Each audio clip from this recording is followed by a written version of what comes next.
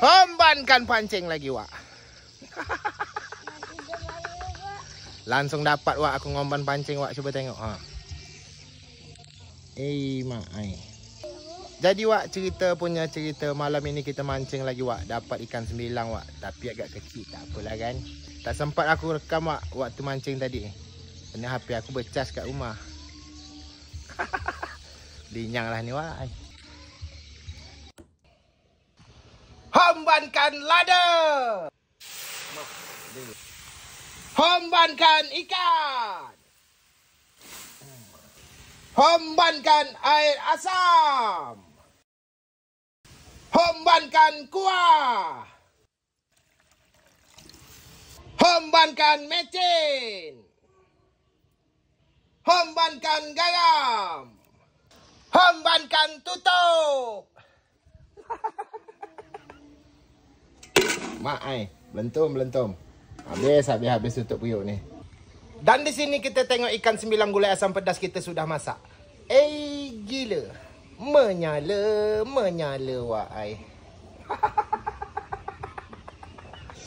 Gila. Ai.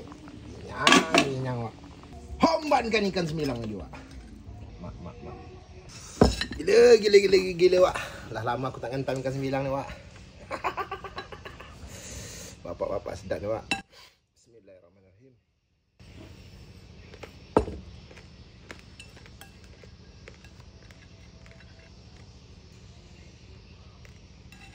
Perlu, Wak, lu makan dia.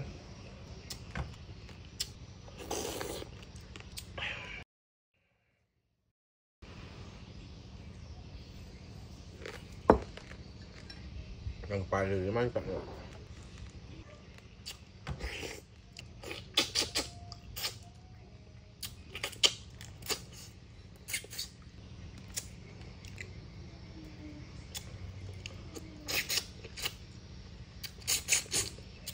Gila.